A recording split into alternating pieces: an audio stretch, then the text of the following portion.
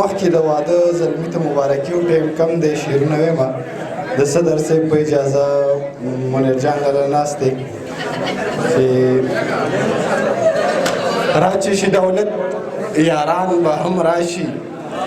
دا د عیاشۍ دوران به هم راشي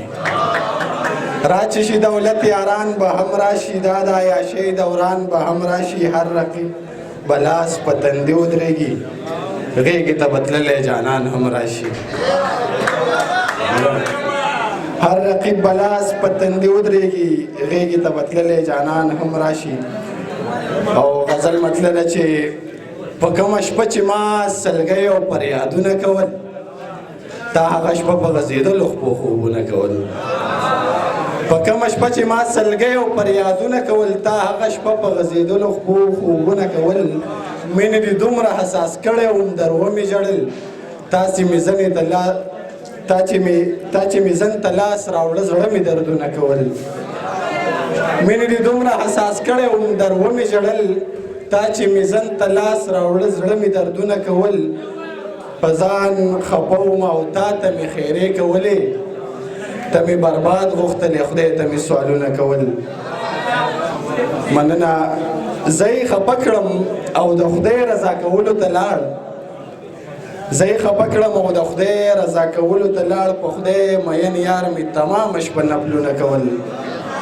مننه زړه به مې خامخا له تا نه تورېدل علیا چې زما نه خوښېده تا هغه خویونه کول او غزل دی چې دغه شعرونه د فاروق فطرت په فرمایش باندې چې د فاروق فطرت په فرمایش دغه شعرونه چې ووایي په خپله جنازه کې څوک ګډ شوی دی مخ ته د ډولۍ د یار کوڅه کې څوک ګډ شوی دی چا زما په شان کلونه پس دیدن موندلی دی یار ته د خپل کور په دروازه کې څوک ګډ شوی دی او منیر لالا ما د یو زاهد د خپو پڼې نه جمله یوړلې یوه د شرابي د ویل یوه کې څوک ګډ شوی دی خواته د پانځې زاهده دوه شریک قدمه دي وایه د جومات په احاطه کې څوک ګډ شوی دی او دغه څو شعرونه چې کم ضرب پیژنو د ضرب خاوندان هم پیژنو مونږ د راتې او د سختې یاران هم پیژنو کم ضرب پیژنو د ضرب خاوندان هم پیژنو مونږ د راتې او د سختې یاران هم پیژنو محبت پیژنو د مینې د جذبو قایل یو بې یاره ځکه یو فطرت د انسان هم پیژنو مننه د ښکلو هر حکم منو خو چې زمونږ مني حسن پرست یو خو خپل ګټه تاوان هم پیژنو څه ځکه نه وایو د یار له سترګو شرم راځي ګنې نو مونږ اصلیت د جانان هم پیژنو دا چې تنقید کوي زمونږ په کردارونو باندې مونږ د دغه زاهدانو ایمان هم پیژنو مننه دا چې تنقید کوي زمونږ په کردارونو باندې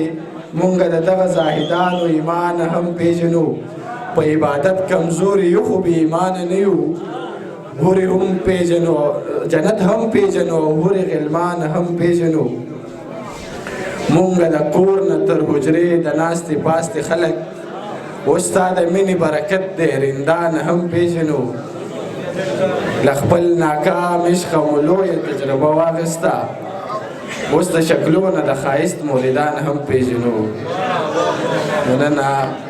اسمار خیال د ازادۍ آزاد گفتار غواړي مونږ د خبرو نه ذهني غلامان هم پیژنو